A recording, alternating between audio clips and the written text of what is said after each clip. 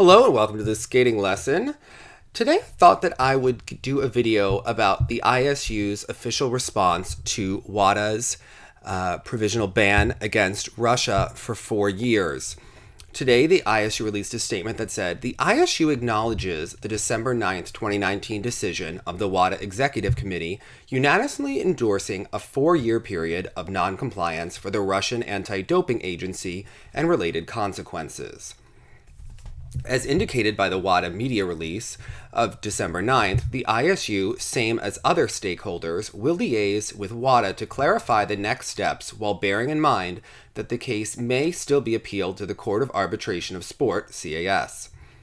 This will involve in particular, but not limited to, the definition of major events, the identification and formalization of a list of concerned athletes not allowed to participate in major events staged in the 4-year period, and other sanction-related practical details. The ISU noted that given the timing, the sanctions will not apply for the Winter Youth Olympic Games in Lausanne, Switzerland during January 2020. The ISU will inform its members and stakeholders as soon as the above-mentioned clarification process with WADA allows to do so. So, if you recall, RUSADA has 3 weeks to appeal this to the Court of Arbitration for Sport. So within 3 weeks, we should have some of an idea about what is going to happen.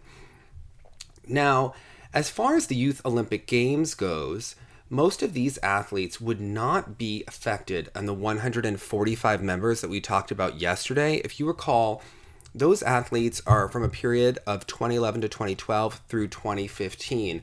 So most of them probably shouldn't be competing in the Youth Olympic Games. So it's a bit of a non-factor. But I did want to talk about some of the underlying issues.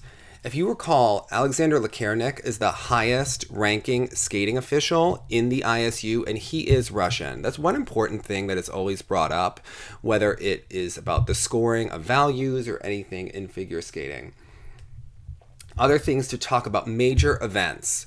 Major events, will this include the Cup of Russia?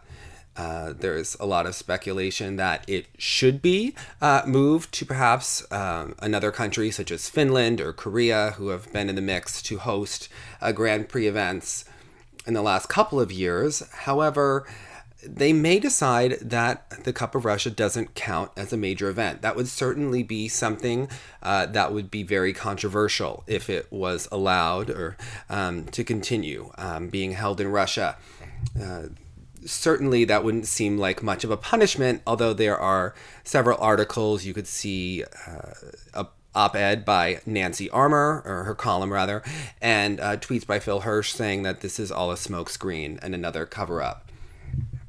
Now, there is a big concern both in skating circles as well as in Russian circles about which athletes could potentially be on that list. Now, if you remember, many skaters are given things by coaches in countries that have state-sponsored doping, and they don't even necessarily know what they're taking. So that obviously leads to some sort of anxiety, perhaps paranoia. But if we were talking about the 145 athletes that are considered highly suspicious by WADA, it's important to note that this comes from other things. There is a part 1 of the McLaren report actually discussed that there were 24 figure skaters that had disappearing methodologies. So these are 24 skaters whose drug tests were disappearing. It's an important thing to note here because some of those skaters could potentially be still competing. Perhaps it could go back as far as the Grand Prix for 2015 when you start to look at which athletes were affected. Now, there was also originally a skater that was on part 2 of the McLaren report that was originally listed as a gold and silver medalist and then has been just switched to just a silver medalist. And it has always been suspected that was a pair skater, although it's not necessarily clear whether or not the test in question was for the team event or for the individual event. And obviously there could be repercussions for medals, but the ISU never followed up. And the McLaren report was later redacted in terms of what sport that was. So that has always been a very unclear thing, but when I interviewed Phil Hirsch back in 2016 about this, we did an audio interview on the website, and we talked about which skaters would meet that profile. And at the time, it was suspected that the only gold and silver medalist we could think of would have been Ksenia Stolbova. But there was later a IOC rather, a decision that she was not allowed to compete in the Olympics. Whether or not that was tied to the McLaren report was never clearly identified. Again, Ivan Bukin was also not allowed to participate in the 2018 Olympic Games. So if you look at Stolbova and Bukin, it's very unclear if they'll be able to participate in the 2022 Olympic Games, and that would certainly be something very relevant for the upcoming seasons, because remember, these athletes may not be allowed to participate over the next 4 years, and will the ISU have to take this punishment should it be upheld by CAS? This could be considered more serious than the ruling prior to the 2018 Olympics. And because the ISU accepts WADA's charter, it may have to follow along with what WADA has issued in this case. We don't know, obviously, which athletes, if any, who are currently competing are on that list. I also want to talk about the kind of drugs that are used in figure skating.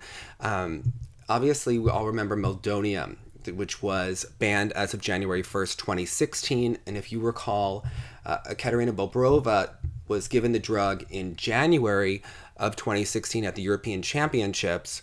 But then, and she was not allowed to compete at the World Championships. But then WADA later reissued the amount of meldonium for the first couple of months. It was a sort of grace period, and Katerina Bobrova was therefore reinstated and able to compete for the next season. It was also a bit controversial at the time, but this was during the grace period, although it was communicated in 2015 that meldonium would be banned. Elizaveta Tuktamisheva also admitted that she took the drug in 2015, although she stopped when it was banned, and it was legal when she took that drug. That was the season when she competed 11 times. Now, there's always been the thought that doping doesn't really exist in figure skating because it's not a sport where you want to be bigger or more muscular, but a drug like meldonium affects the mitochondria of cells, and it allows for quicker recovery and longer training. So it's certainly beneficial in figure skating to be able to push longer and harder. Although later athletes would claim that it's more of a vitamin, something to help the blood vessels. It was theoretically given to aid athletic performance. There's also been speculation for years that skaters take drugs that would be something reminiscent of the drug Lupron, which is also banned by WADA. Lupron is something that is given whether girls get early menstruation, men with prostate cancer, endometriosis, and things like that. And it is a hormone originally stimulator and then prohibits hormone production. And it is something that can delay puberty. And it's a shot that is given every 3 months.